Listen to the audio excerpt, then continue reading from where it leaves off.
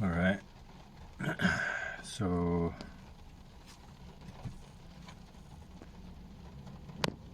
this setup's a mess, so I'm gonna have to sideways read the comments. But I wanted to respond to a couple of comments.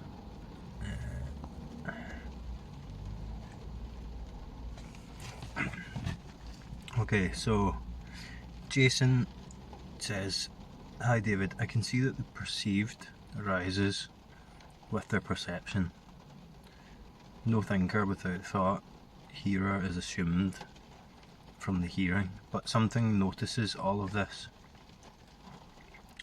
Some call it consciousness. In your view, when you talk about recognizing thought, and that being erroneously reified as awareness, what is the recognizing factor? What is the knowingness? Thanks." So what I mean when I'm talking about the pointing to awareness is the tendency to reify awareness as something separate from the sense phenomenon. So as maybe it would appear as a background substratum or a space in which all of the sense phenomenon appears, or like a universal source, or something separate from this perceiving it, something separate from this noticing it. That's what I'm pointing to as a subtly conceptual version of awareness. And it's actually what tends to happen is that there's this deep need for there to be something observing all of this, for there to be something somehow separate from this, like a universal source, an infinite background, or an infinite substratum from which this appears and it disappears into. And what that really is a reification of a center point. It doesn't seem like that. So what happened for me was, this is probably a tangent, right? But what happened for me was the personal awareness. So it started off as me, this body, producing awareness. That awareness then being aware of an external world separate from the body moving through the world. After the initial insight or the initial realization, what happened was subtly this center point here, this physical position in time space here, projected itself out into an infinite substratum or an infinite background. And it's quite smart how it does it. For me, it projected it out to assume that it was somehow out there, somehow behind the manifestation, somehow overlooking the center point of the physical body aspect of that. And that didn't fully collapse until I looked back. There was a distraction, the tendency to look out for it and reify a universal consciousness or awareness or a universal intelligence that's somehow behind the scenes instigating all of this, or maybe not instigating all of this, but somehow allowing all this, like a space of awareness. And the tendency to hold on to that is really strong, because it reifies a continuity, it reifies something being here consistently as all of this sense phenomenon comes and goes. When I was really honest with myself, I was reifying something that didn't exist in experience. So the always here background, so manifestation appears out of nothing, the nothingness or the source, and disappears back into this background substratum that exists subtly, if we're honest with ourselves, it exists in time. It exists to allow a point of view, to allow the real experience of there being something always here, always existing, with a purpose that's somehow something else, somehow not quite here, and it's a very, very strong tendency to keep overlooking that, and it will be a very strong tendency to have that be real, have to have that be a thing. And I know why that is, because when I saw that wasn't there, that is the death that I talk about. That's when you could even liken it to the death of the soul. That's how dramatic it feels, or it can feel. But what I mean about awareness, or what I was talking about in that video, is an awareness apart from the sense phenomenon. So now my experience of awareness is this: is the appearance. The appearance is inherently self-aware, as in there's no awareness apart from the sense phenomenon, the appearance, the sound, the sensation, the direct experience of thought. It can't be found in experience. There's no background substratum, there's no space in which all this appears, or there's no self-aware space in which all this appears. The awareness is the direct sense, is the appearance, is the scene, is the sound. It is the awareness itself. It is inherently self-aware, but it's not aware to something else apart from itself, if that makes sense. I mean, you can even kind of understand that conceptually, but it's going to be difficult to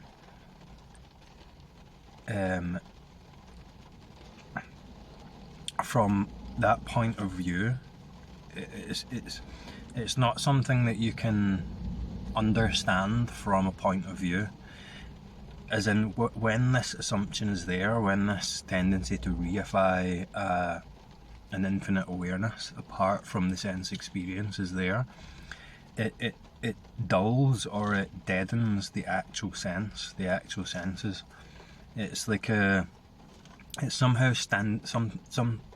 it's a suggestion that, and it doesn't really, but it somehow stands between the appearance and that which it's perceiving, or the appearance in itself. So it gets more simple when the tendency to reify an awareness falls out. All that's left is something that the only experience of awareness that persists is the direct sense phenomenon, with no background, with no narrative quality, with no continuity, with no need for perception at all, other than the actual sense. It's so hard to talk about, because any way that we attempt to understand this, we're going to have to take a position on it, and in taking a position, again, we reify that point of view, because that universal awareness or background is the most fundamental point of view, and it is very convenient because to an extent it can be understood conceptually. What I'm talking about isn't in the realm of concept whatsoever. Like, you can't even it's almost like before there is a movement to then frame something in any way whatsoever, there just is this, and that movement to frame things from a point of view is so fundamental. It's like, it's not something that you can even be aware of, because it is the aware of function. It's like,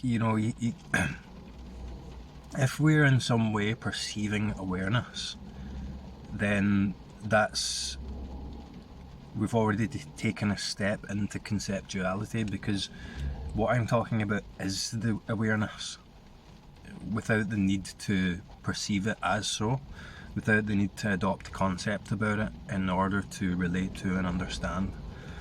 I don't know if any of that makes any sense. It probably won't, but essentially what I'm saying is that the awareness isn't a thing apart from the sense phenomenon. That the sense phenomenon is inherently is awareness. So that there's no distance there. There's no extra step. There's no factor of perceiving it as such. There's just the raw sense perception. At that point, it's not even relevant or necessary to label it as anything other than what it is, because it's so direct. But this isn't something that I can come back into conceptuality, take a position, and then relay that position to whoever's watching in order for you to understand it based on what I've said, because it's too direct.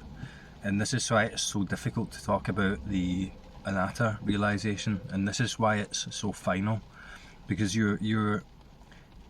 that whole tendency that forms the entire structure of what creates the experience, the real experience of being a thing, it's before that. What I'm talking about is before that, or that doesn't need to be there.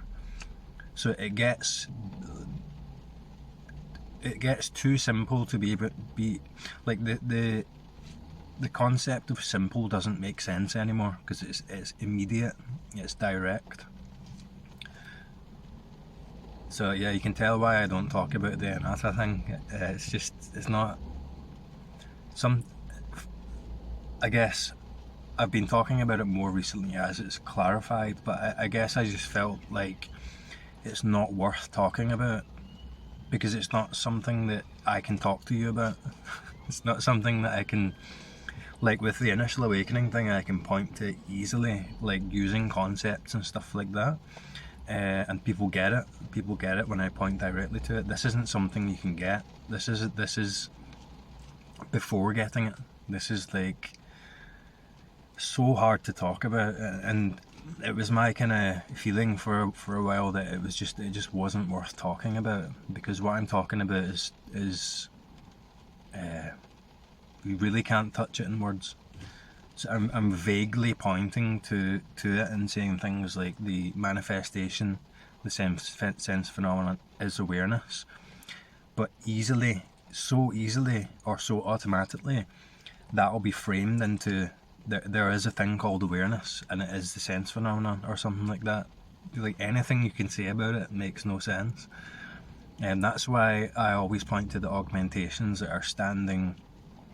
are creating these augmentations, create the building blocks for perception.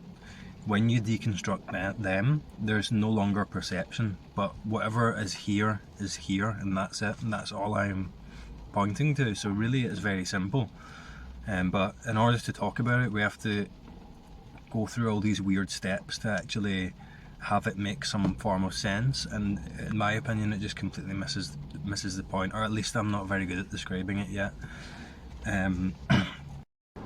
Right, so I've had to cut and revise my setup here.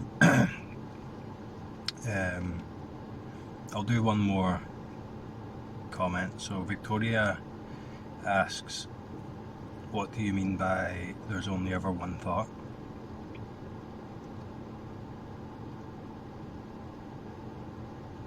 So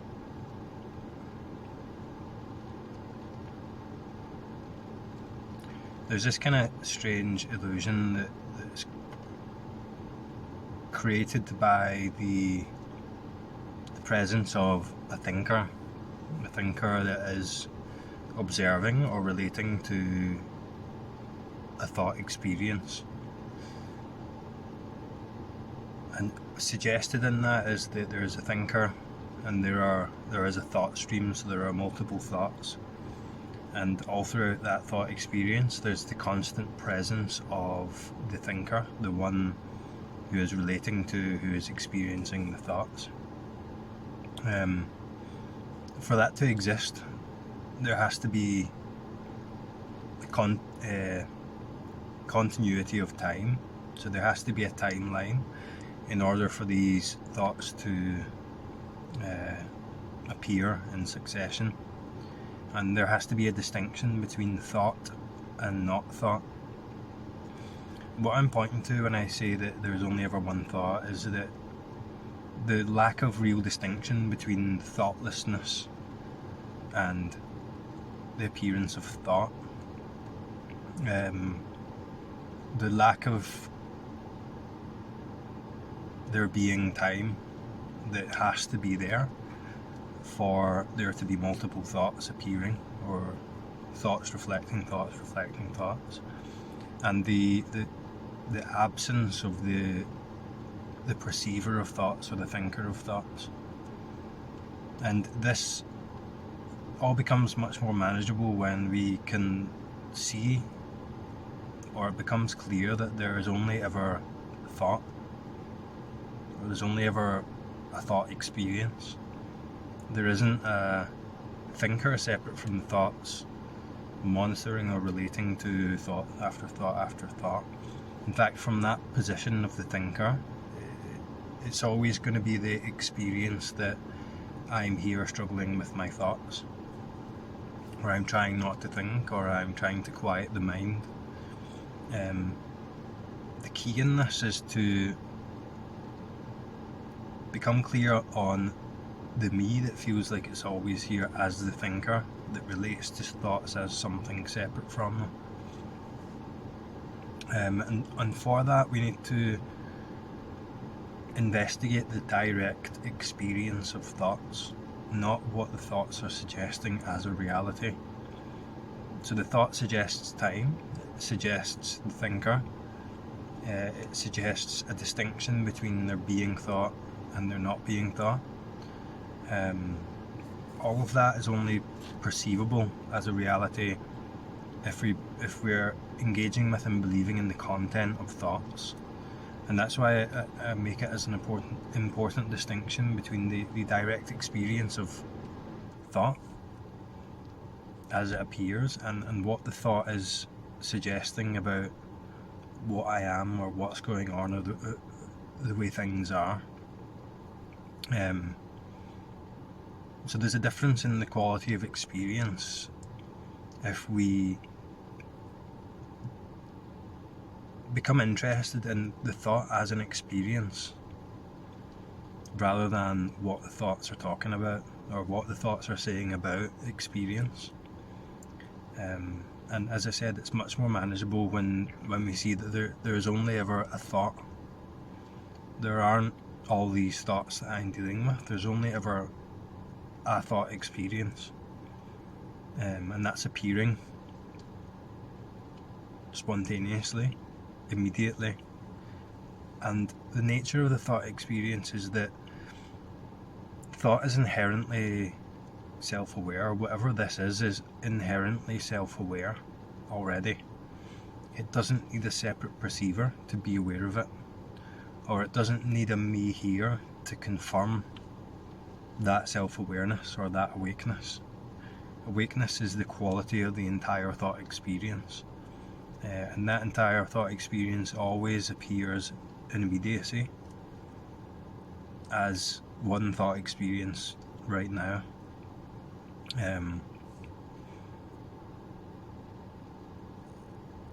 I think so there's this, so it might feel like this, it might feel like I am relating to a stream of thoughts, or there are thoughts coming and going, there's a narrative here. And when there's a real narrative here, when there's a real struggle with a thought experience, I would suggest that there's a buy-in there to what the thoughts are saying about the way things are. But what we're trying to look at here is what is that thought experience, or more importantly, what is it that feels like me in the middle of this thought experience, that is relating to thoughts as as though they're my thoughts and I am the perceiver of those thoughts. So to do that, we become more interested in the thought experience. And like a few of you mentioned in the comments, pausing and asking what will be the next thought, so that we're orienting our attention directly towards the immediate thought experience. So we're waiting for the next thought to come up, and then we're becoming interested in that. What is it that feels like me in this? What is it that feels like me that's at the centre of this, that's doing this practice, that is experiencing these thoughts? And then we're seeing, is that even there? Does that even need to be there? Or what are the quality of, or what is the quality of this thought experience? So the thoughts are all aware. There's an awareness of the thoughts, but there doesn't need to be the one holding that position of the one that's aware in order for the thoughts to be aware of themselves. So if we direct our attention towards the next thought, and then we notice the quality of the thought experience, it's inherently known, it's inherently aware. As the thought kind of dissipates, we notice the same quality of experience. The experience is awake, experience is inherently aware. So there's no, so that then becomes the foundation of experience. There's no longer a thing here holding a constant position as something real. The most real aspect of the thought experience becomes its inherent awakeness, its inherent self-awareness. And that inherent self-awareness doesn't exist in time. It's timeless. Doesn't know a distinction between there being thought and there not being thought. Doesn't need to form a thought to confirm its presence, and doesn't need to have a position held separate from it in order to relate to it, in order to confirm that. It's self-confirming, it's self-evident. That's what I'm pointing to when I say there's only one thought, is to orient the attention, you could say, towards the quality of the thought experience, and in a way that kind of brings into focus a bit what the thoughts are suggesting about the way it is, what the thoughts are suggesting about what I am here, the one who's doing the practice, and that I need to confirm this from a position, that I need to confirm this by adopting another thought with belief built into that. It's quite a paradoxical thing to point to, because in the recognition of this inherent awakeness, this inherent self-awareness, that all of that that whole circuit of the one relating to experience, the one relating to thought, can be relaxed and can kind of fall back, and the most obvious aspect about experience is its inherent awakeness, its inherent aliveness or awareness, or whatever you'd like to call it, without that's imperturbable, that's always here, that's always the way it is, that can't be any other way, that's self-confirming, that doesn't contain doubt. And within that, thought can move how it likes, thought can create suggestions about this and that, it can create forms of doubt, but its very substance, the inherent substance of the thought experience, is always doubtless. is always self-confirming, is always inherently the way it is, being self-aware and completely awake. So if you're kind of getting a sense for that, it's kind of a movement past or a step back before the formation of the reality of what the thought is suggesting, and a kind of relaxation into the inherent substance, the inherent quality of thought as an experience, or you could say what it is made from. But the route into that is the direct experience of the thought, not and this can be a bit tricky at the start, because the tendency there is to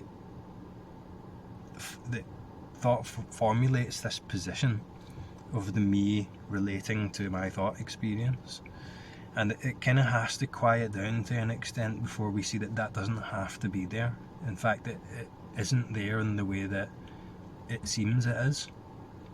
And I think the way to do that, or an effective way to do that, is to orient directly to the thought experience as it is appearing now, whatever that might be, and in that we don't have to control it. In that we're letting it be what it is, and we're opening ourselves up to its fundamental qualities, its inherent self-awareness, its inherent awakeness. And when that's clear, it's also clear that can't be touched, it can't be lost, it can't be gained. It just is the way this is. And then the pressure's off. You're kind of off the hook that way, because it can be seen there's nothing that the me can do to either gain or lose this, or forget it, because every aspect of me appears within and as that, if that makes any sense. But I'll need to finish there, and I'll talk to you next time.